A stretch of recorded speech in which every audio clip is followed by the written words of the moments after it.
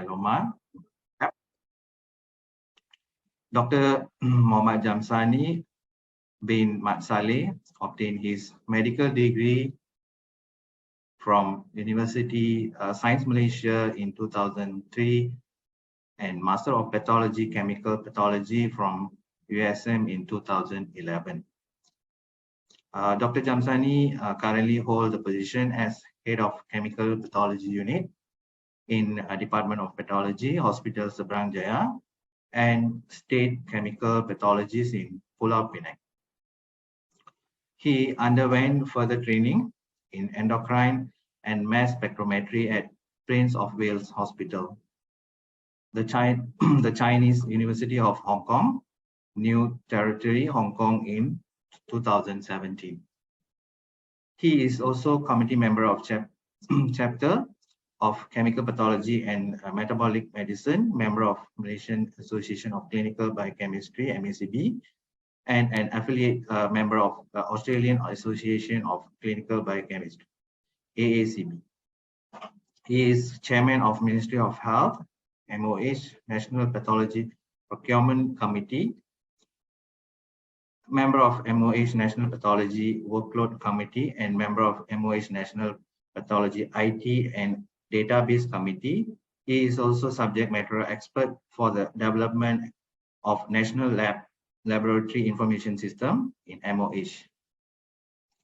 With his passion in lab management and lab informatics, he has led the statewide centralized tender achieving standardization for Penang Chemical Pathology Service in 2013 and a statewide alliance networking and connectivity within the state in 2018. His special interests include endocrine and special protein specialization. He has been invited speaker at national and international levels. Dr. Jamsani has received Anugerah Perkhidmatan Cemerlang from Jabatan Kesihatan Negeri Pulau Pinang in 2014, and in 2018 he is honored with Bintang Cemerlang Negeri Award by Tuan Yang di-Pertuan Negeri Pulau Pinang.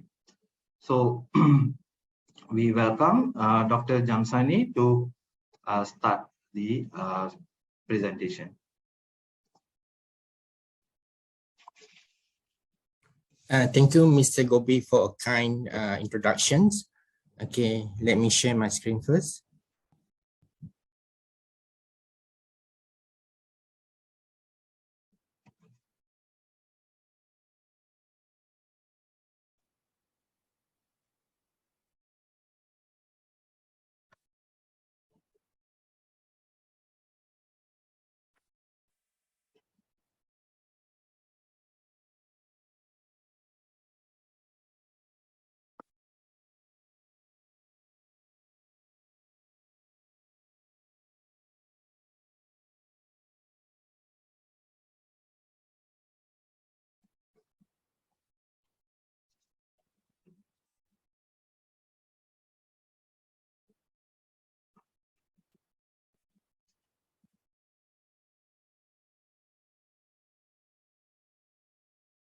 Okay, good afternoon to all doctors and consultants, and probably some from the laboratory personnel.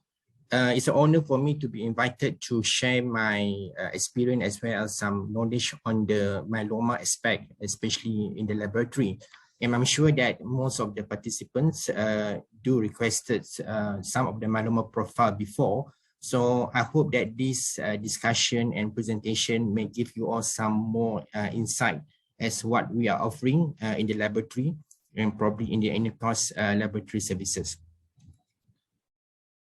So first of all, my presentation will be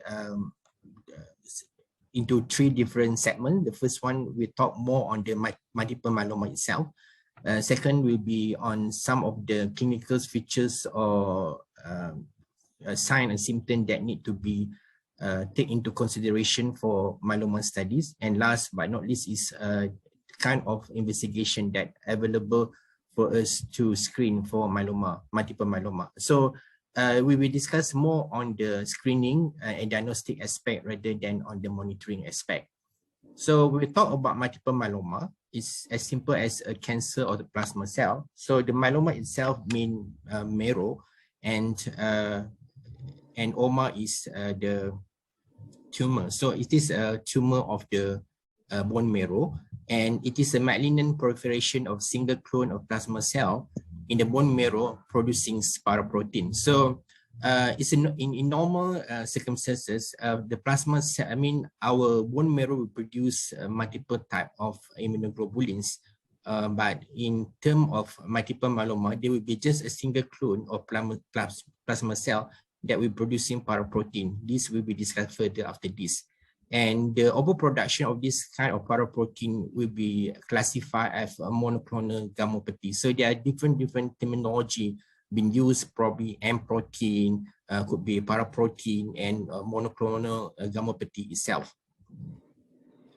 So again, it is a malignant plasma cell disorder that account for approximately 10% of all hematologic cancers. So this is actually come under second most common hematological cancer, even though it's not the most or among the most common cancers ever. In the practice, but it's usually evolved from an asymptomatic pre-malignant stage of clonal plasma cell proliferations, termed MGUS. So MGUS defined as monoclonal gammopathy of undetermined significance. So when there is MGUS, there is a presence of paraprotein without any symptom, that this is actually a precursor to multiple myeloma.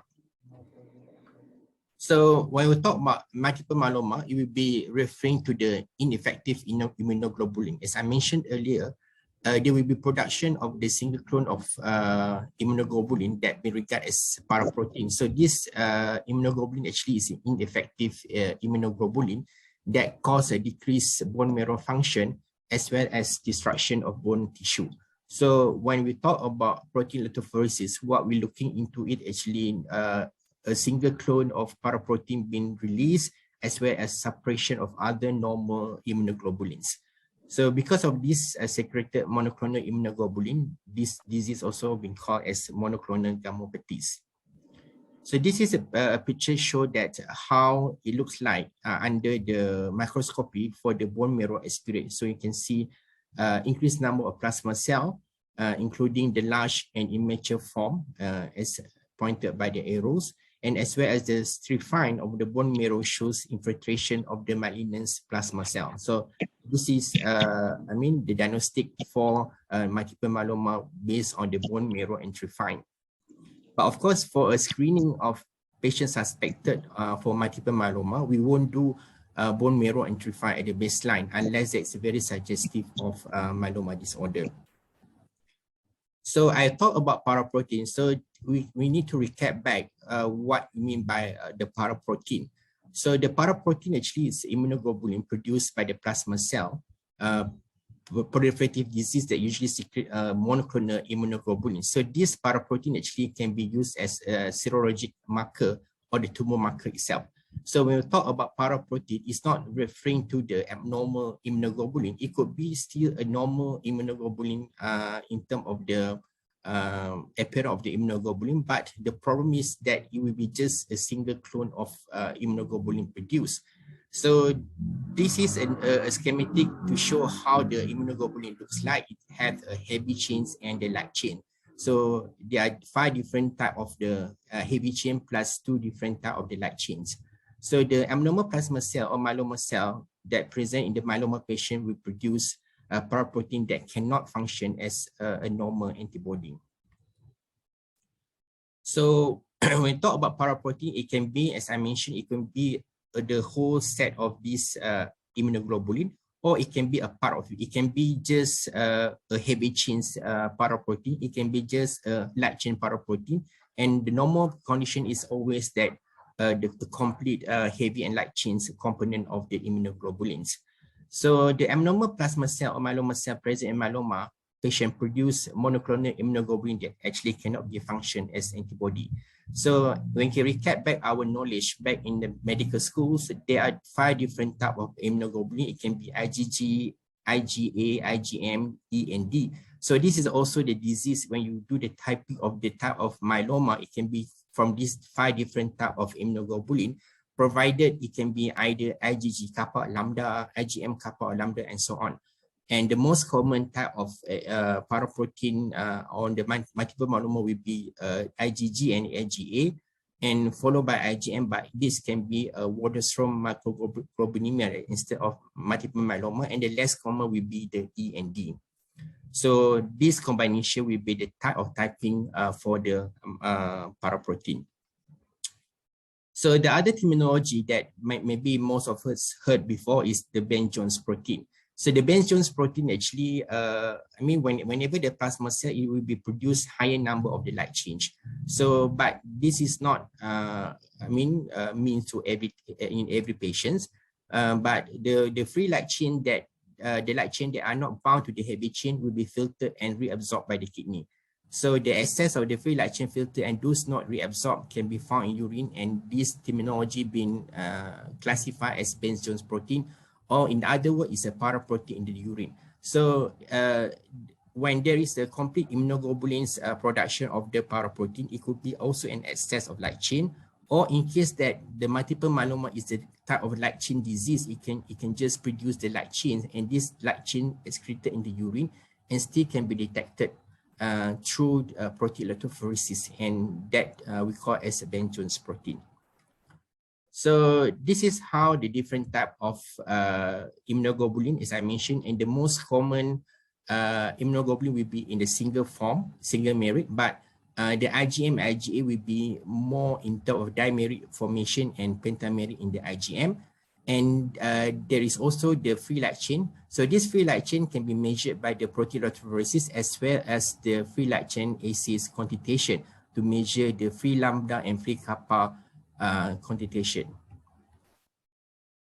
So this diagram just to simplify based on the one that I mentioned earlier.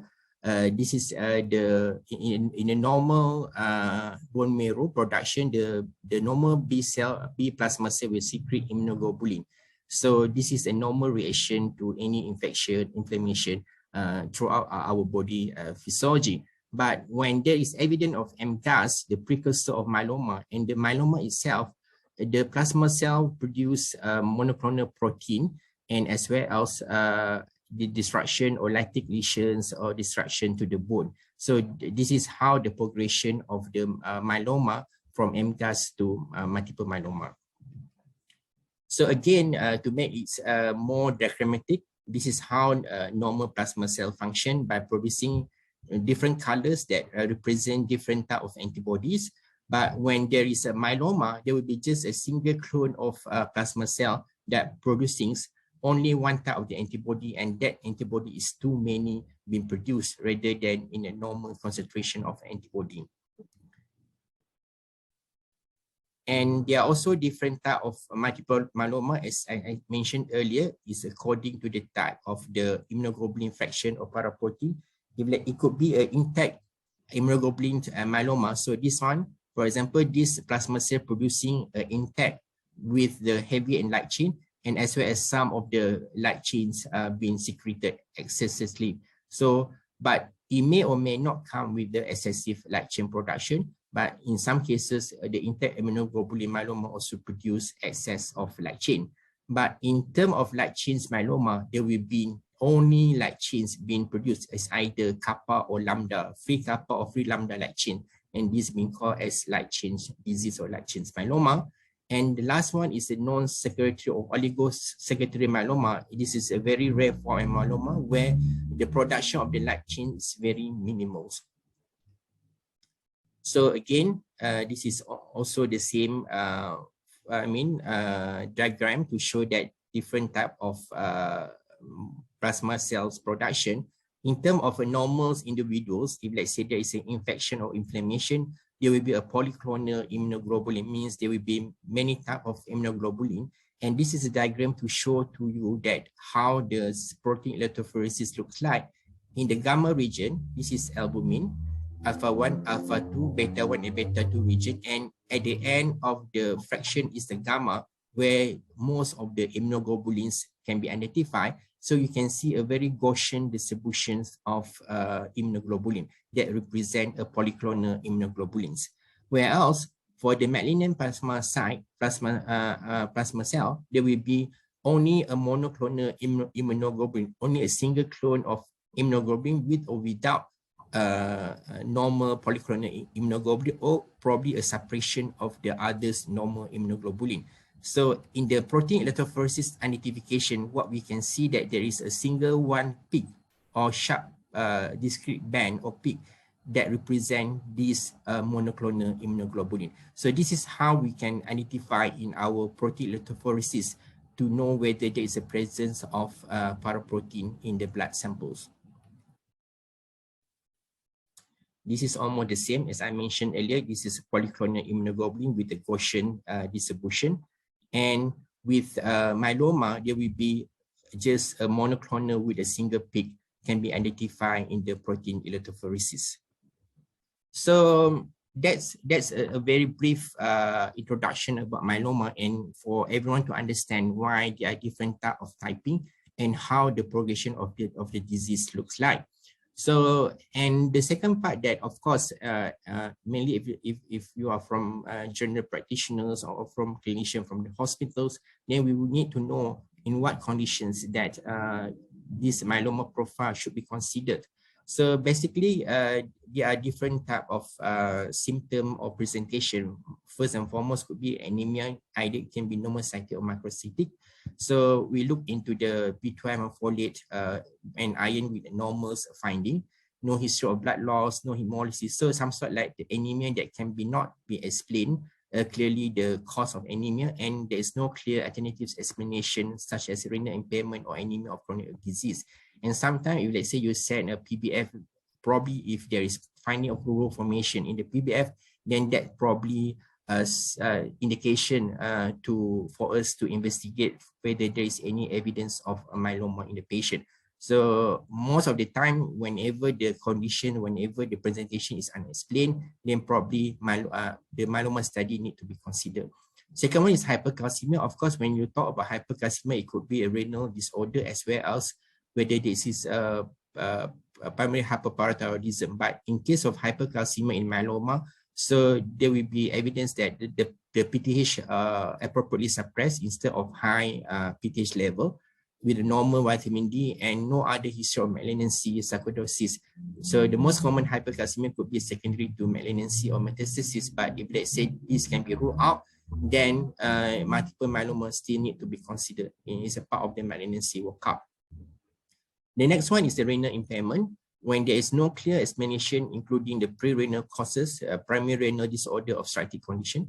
As I mentioned earlier, the filtration of the light chains can be identified due to the Baines Jones, and this light chain actually is toxic and can be cause renal impairment as well. So some patient might have presented as a renal impairment rather than being classified as myeloma, but later on, in light of the investigation, then only we noted that this kind of patient actually presented earlier with the myeloma with the complication of renal impairment. Other that could be a bony pain or fractures, evidence of bony lesion on imaging, crust fractures in young patients, pathological fractures in unusual site, and of course, monoclonal paraprotein. This is one we do the protein electrophoresis. Other than this, it could be that patient with multiple of infections or some numbness paresthesia due to the hyperviscosity evidence from the myeloma disorder, as well as other parameter of liver function test, hypoproteinemia, reverse AG ratio, but that's not that specific. Even myeloma patient, in myeloma cases, you may not need to just consider myeloma with total hyperproteinemia, because most of the time the protein level could be normal, especially in the light chain disease. So this is how the percentage of coverage of myeloma based on Mayo Clinic's study. It showed that mainly the symptom of myeloma could be contributed by anemia, followed by bone pain and renal impairment with the elevated creatinines, fatigue, generalized weakness, as I mentioned earlier, hypercalcemia, and even weight loss. So this is a kind of clinical presentations as I mentioned earlier, warrant for investigation for myeloma's disorder. So what investigation are performed to make a diagnosis of myeloma? So basically, it can be divided into the baseline investigation and the one that investigation by the hematologist. So I think this, I won't discuss further on the one that been supposed to be done by the hematologist, but basically for general practitioners, of course, as simple as hematology, full blood count and blood film. But of course, some of the PBF can rule out whether evidence of rural formation and even can be identified as plasma cell in the PBF or full blood pictures. And biochemistry, of course, as routine creatinine and urea electrolyte, liver function tests, calcium, magnesium, phosphate, and urea. And this beta-2 microglobulin actually more on the prognostic factor for myeloma. When the beta-2 microglobulin is high, then it is suggestive of poor prognosis. LDH and evidence of for the screening of serum electrophoresis and come together with the immunophysician or immunotyping. Serum free light chains analysis and either spot morning urines for bench Jones or 24-hour urine protein and electrophoresis studies, mainly if let's say we are thinking of LL amyloidosis. And this is imaging the evidence of lighted lesion by the skeletal survey. So what we can refer most of the time is based on the International Myeloma Working Group updated criteria for the diagnosis of multiple myeloma, because if based on that, we have a criteria for the diagnosis of myeloma. As I mentioned earlier, these two green color box is referred to the precursors of myeloma, whereas the red color box is the active multiple myeloma, the symptomatic multiple myeloma. MGUS and smoldering myeloma is the asymptomatic. So you can see here the importance of the paraprotein, the M protein quantitation to classify the protein electrophoresis accordingly. So if let's say the paraprotein level less of 30 grams per liter with a clonal plasma cell in bone marrow of less than 10%, and there is no myeloma defining event, then this patient can be classified as MGUS and should be monitored at least annually. And this is also for the smoldering myeloma when the definition of the paraprotein level of more or equal to 30 grams per liter in the serum, as well as the clonal plasma cell in bone marrow more than 10% to 60%, and there is no myeloma defining event. Whereas for active multiple myeloma, as low as a clonal bone marrow cell of more than 10%, or the biopsy proven plasmacytoma, and more or at least one of the slim crack features. So what is the slim crack features? So this is the features that most of the time that we always remember crack.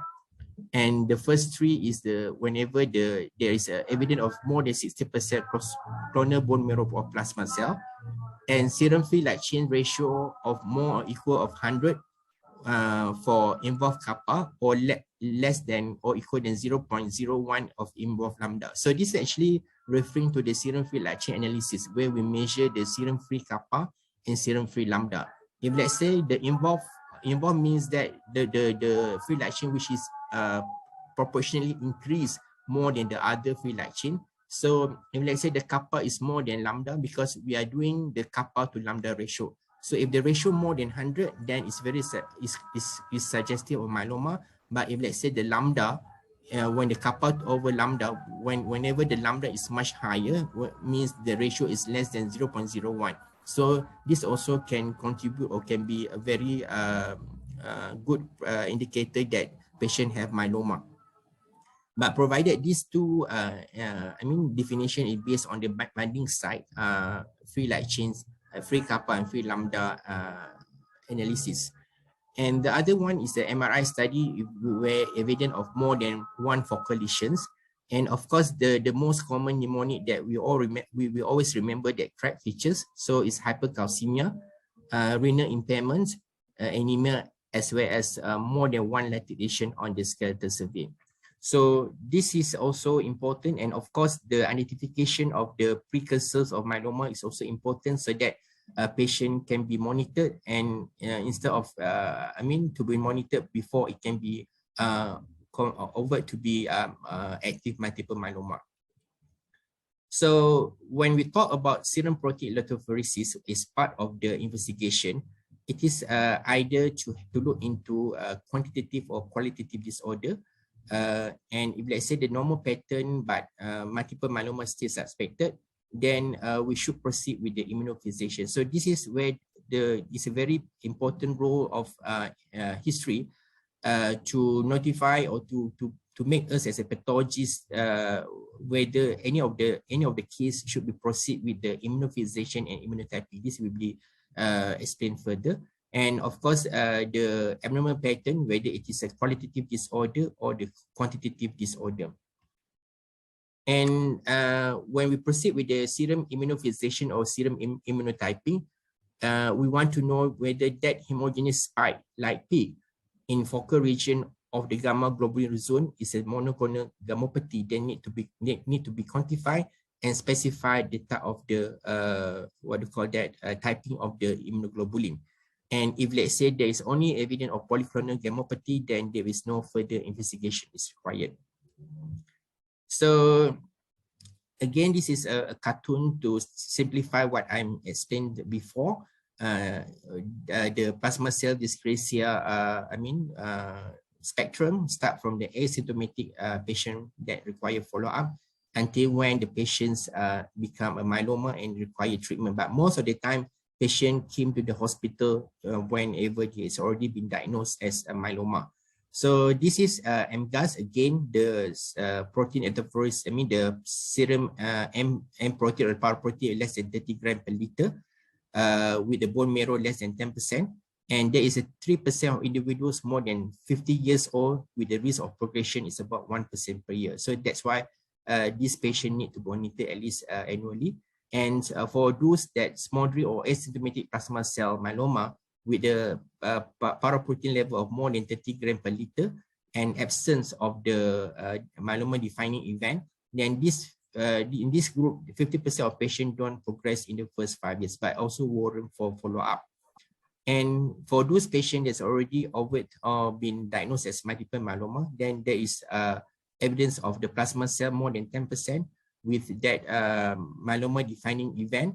And this kind of patient need to be monitored for the protein electrophoresis as well as the free light chains quantitation. So this is where the role of the investigation in the lab to diagnose and to monitor patient for myeloma disorder.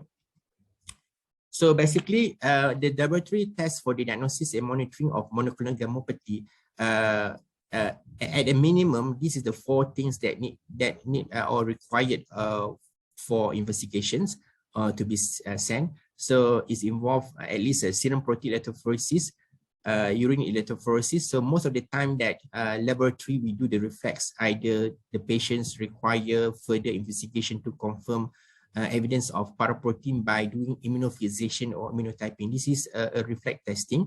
And of course, to increase the sensitivity and specificity, it requires serum-free light chain. As I mentioned, for patient with the light chain disorder or light chain disease, probably the protein electrophoresis might not be able to detect the low concentration of light chains disease. And of course, the best practice is to quantify the total immunoglobulin in a minimum of IgG, IgA, and GM to see whether there is any evidence of immunosuppression as well as the abnormal paraprotein or immunoglobulin also can be detected based on the immunoglobulin quantitation. So this is also a diagram that I took from this International Myeloma Working Group recommendation for global myeloma care. So you can see that this is the recommended, as I mentioned earlier, whenever we want to monitor and to diagnose monoclonal protein. So why we supposed to request for serum protein electrophoresis is to look into the paraprotein component and there is any possible suppression of non-paraprotein immunoglobulin. So this is an important baseline investigation, as well as the 24-hour urine electrophoresis, or at least the spot morning urine collections to look into the paraprotein component, as well as whether there is any glomerular damage when albumin present, and this actually the urine electrophoresis is more is very likely require for the amyloidosis confirmations, as well as the nephrometry of the serum immunoglobulin, measurements of all the immunoglobulin, as some of the investigation or some of the monitoring of the patient require the quantitation of immunoglobulins for a better measurements. And this is immunofixation or immunotyping of electrophoresis. This is actually in our lab, what we do is based on reflex testing, and also this is also based on the history given. So history is important for the pathologist to have more sensitive in terms of to order further investigation, and not to miss cases where it is very likely to be myeloma, especially when the concentration is very low, and free light chains measurement. So actually all these investigation have its own limitation, as long as a good point for us to order. But in order to have a very comprehensive investigation, actually it's good that we can have a complete investigation, so that it can be complement each other, and we might not miss any of the case if only one test requested rather than the full profile being investigated.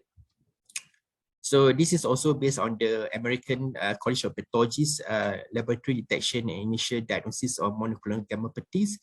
So at least the recommendation given by the American College of Pathologists that clinical care providers should order both SPEP and serum free light chain. This is serum protein electrophoresis and serum free light chain for initial detection of M protein in all patients with suspected monoclonal gammopathy. So, but in practice, actually, most of the time, we only receive serum protein electrophoresis without serum free light chains. Either the serum free light chain being done in either center, or it was not requested. So, to increase the sensitivity of the investigation, at least these two need to be requested, plus minus the urine protein electrophoresis, so that we have a better sensitivity and not to miss any of the cases, because protein electrophoresis reporting in gram per liter, whereas serum free light chain reporting in milligram per deciliter. So it means the concentration of the free light chain is much lower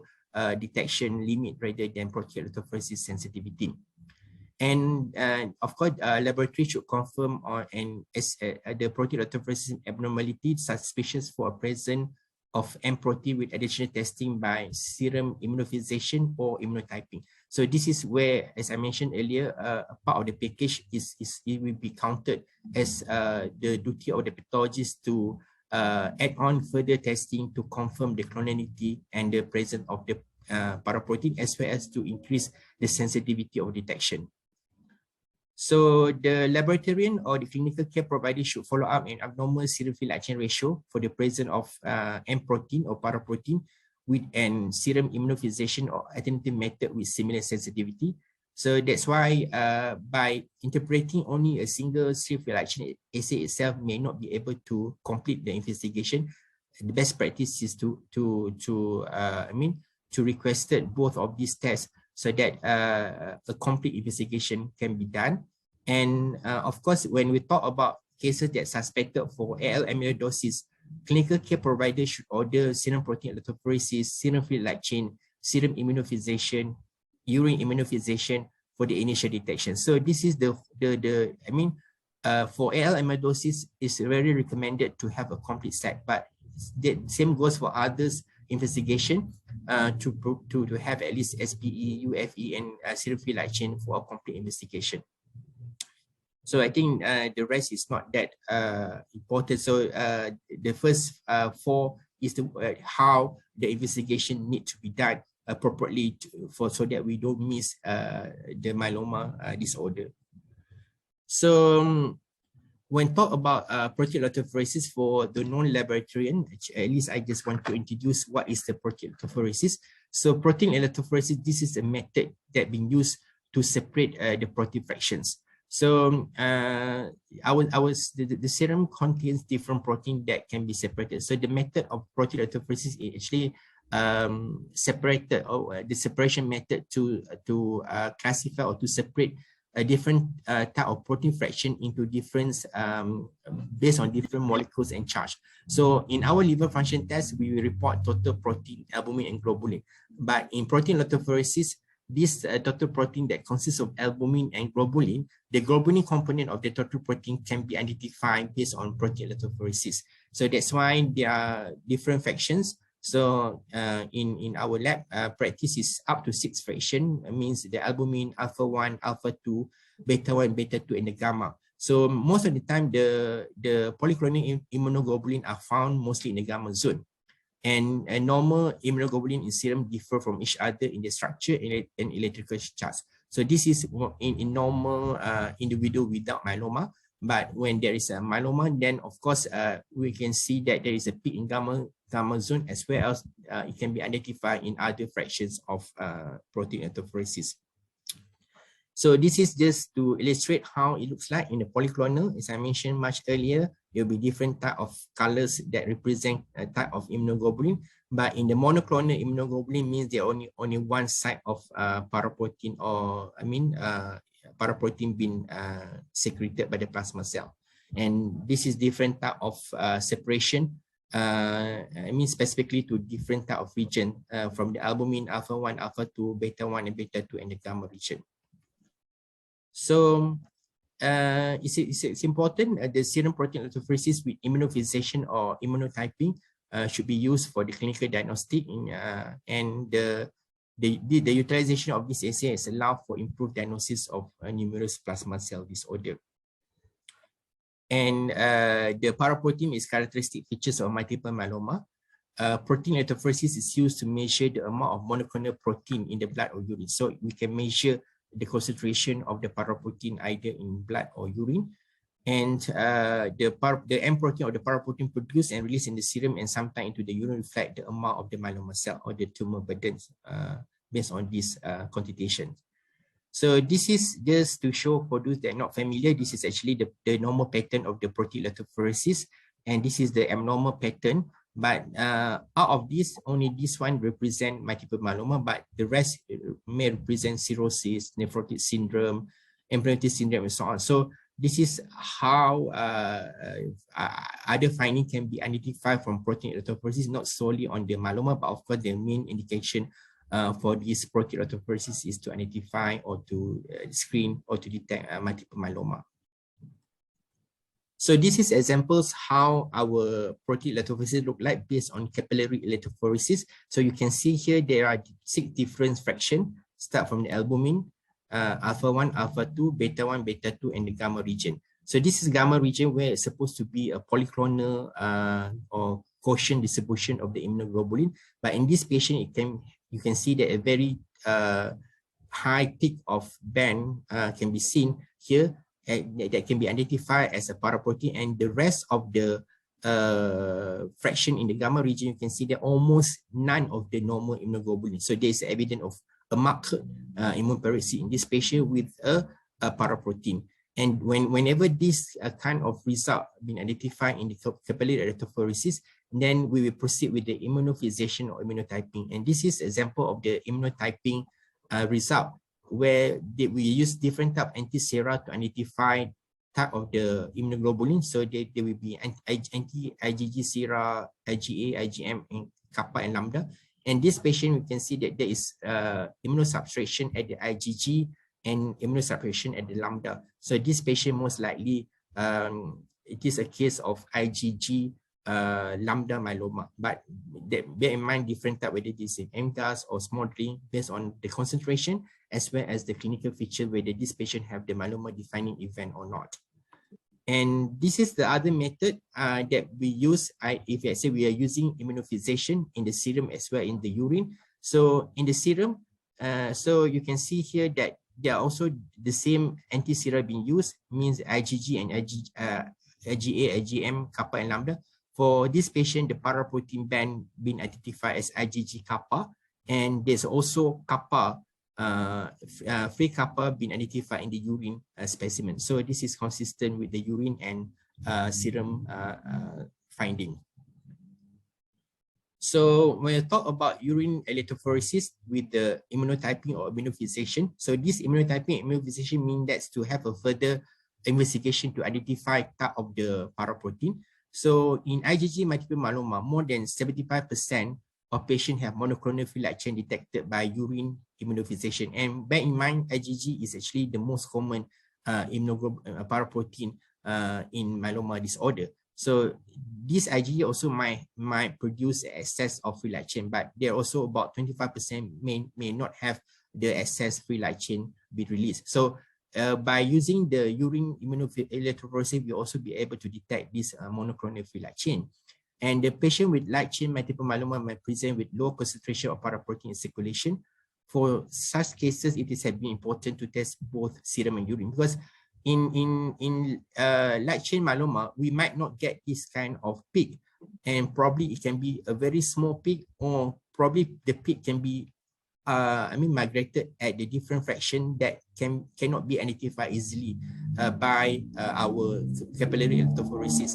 So sometimes it's require further investigation like immunotyping, but based on history, if let's say that history is not suggestive and there is no immunophoresis, then probably the pathologist may not order further investigation. So with the help of the urine protein electrophoresis or serum free light chain, it can be as a complementary test to make sure that we don't miss any investigation. So that's why in my report, I won't say that the paraprotein or the myeloma can be excluded if let's say the other investigation is not performed, because that require for a complementary.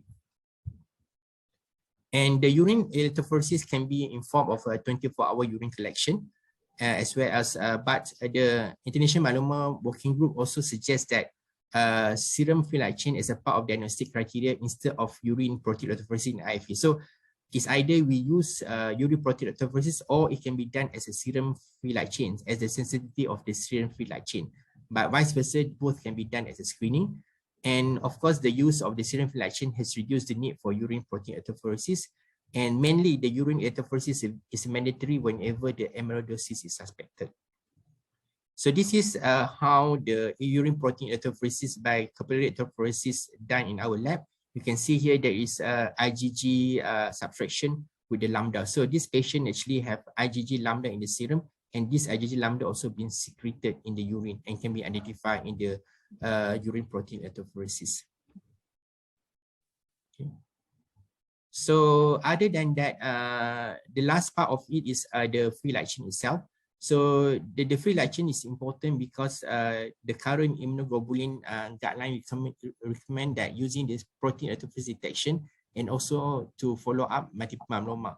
But serum free light chain measurement has been used to document the stringent complete remission. This is for the monitoring of the patient. So the sensitivity and the specificity of the free light chain tests are high. Hence, in some cases, the urine protein may not longer needed, but then, as I said, it's complement each other.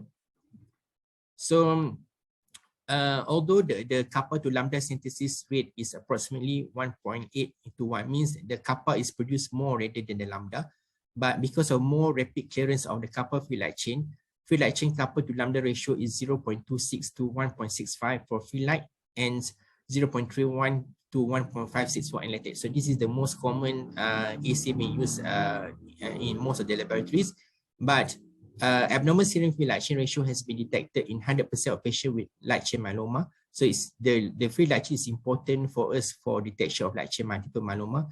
18 to 95% of AL amyloidosis patient, and 60 to 70% of patients with non-secretory multiple myeloma. So now all the while that we can't detect the serum protein versus paraprotein, but actually when we do the free light chain, it could be 60 to 70% of patients of being defined as non-secretory myeloma actually have the light chains quantitation based on the serum free light chain quantitation.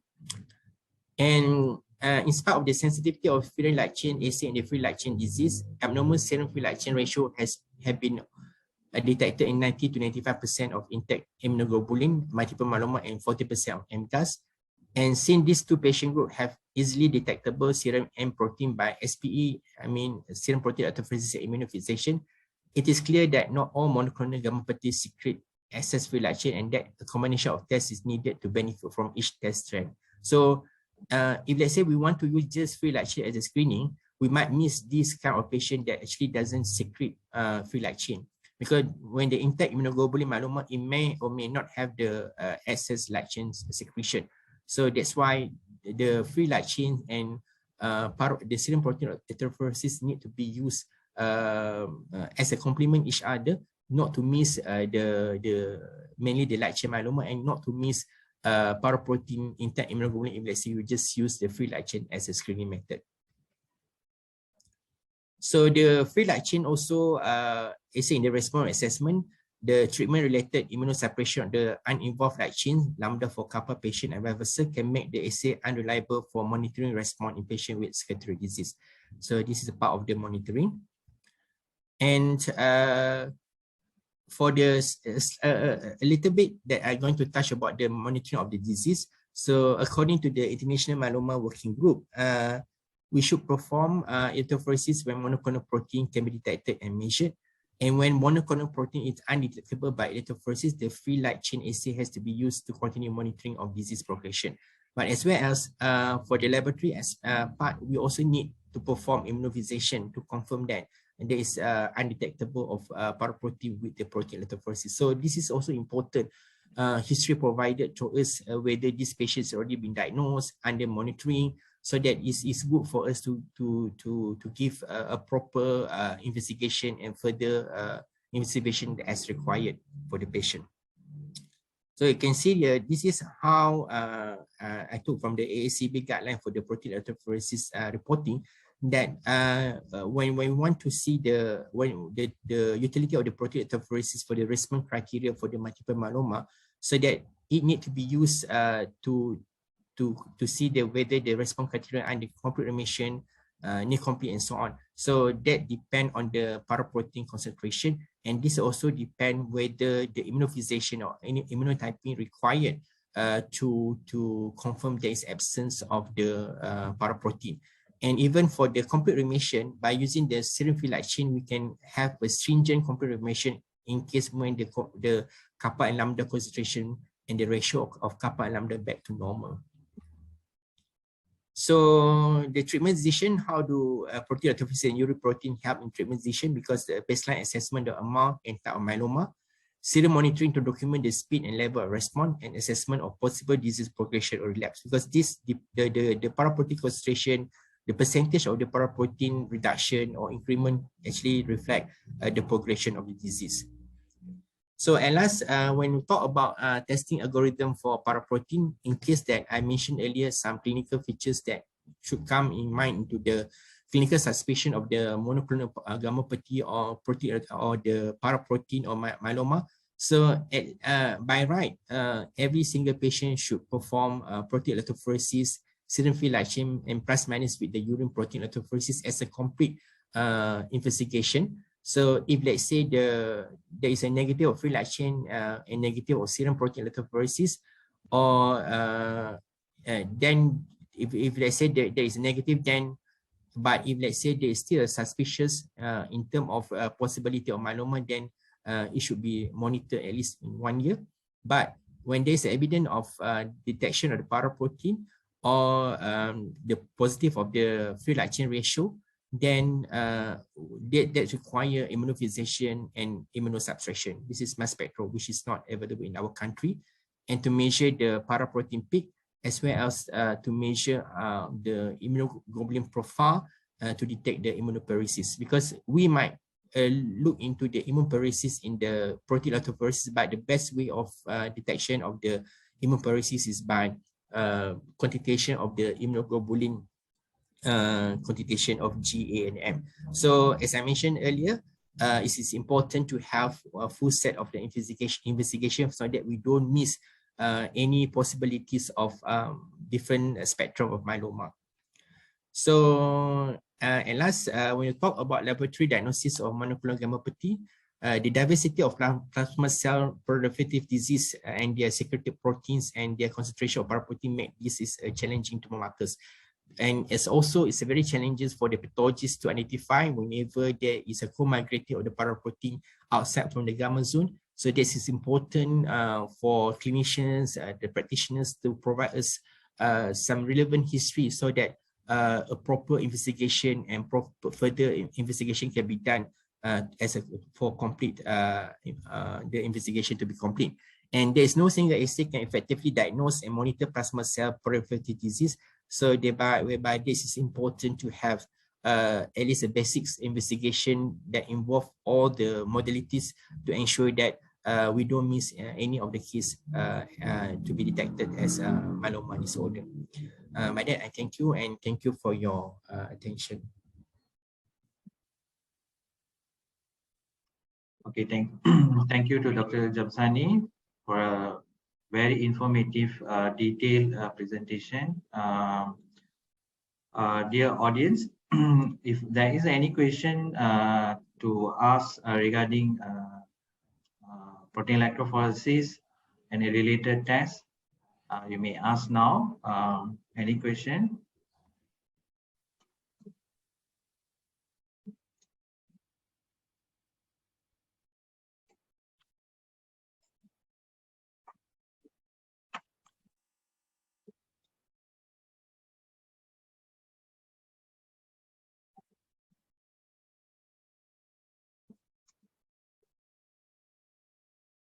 So you may type in your question in the chat box.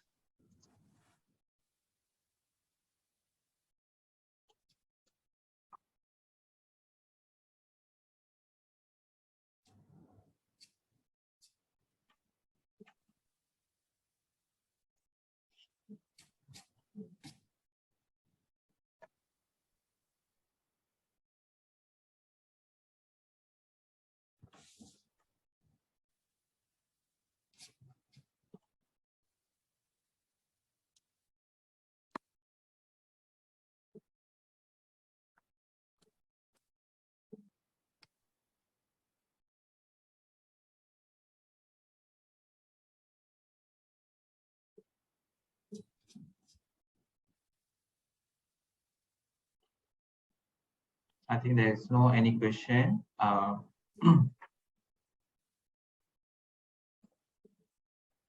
Okay. Okay. I think there's a question. For asymptomatic cases, what should we in primary care to watch out for in order not to miss smoldering multiple myeloma? Dr. Jamsani. So as I mentioned, there is a precursor of myeloma, come as MGUS, smoldering myeloma, and multiple myeloma. So in the primary care, of course, you need to be screened whether this patient have any abnormality finding from the paraprotein.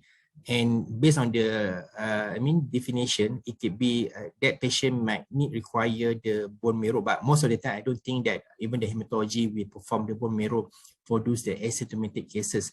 But this is warrant for monitoring, and of course this kind of patient may need refer to the hematology for proper assessment.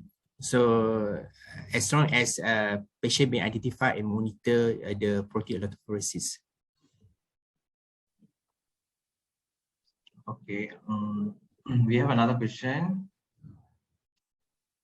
As now we have a targeted therapy for multiple myeloma, CD38 need to be included during remission monitoring. This one you're referring to the hematological marker of CD38 for the what do you call that? The minimal response. I think this is involved to the hematology side. I can't really answer on these CD38 markers. Okay. We may get hematologist input, doctor, for this question. Yes. Okay. I will revert back to marketing. You can liaise with marketing on this, so we can have some answers from hematologists or hematologists. So the next question, will an abnormal age ratio for us to be alerted to the diagnostic of multiple myeloma? Yes, this is one of the most common, one of the criteria that been sent or requested for multiple myeloma. So it's no harm to be investigated. whenever the globulin ratio is, the globulin concentration is higher than the albumin, so there is a reverse AG ratio. And as I mentioned earlier, it could be contributed by the polyclonal. Most common, it could be a polyclonal hypergamma, but as well as it's still a possibility of paraprotein or monoclonal gammopathy. So it still can be, it is suggested to be investigated plus minus with others clinical features of the patient. Okay, I think that's all. I think we have question. For more detail and any queries regarding protein electrophoresis and related tests, you may refer to marketing team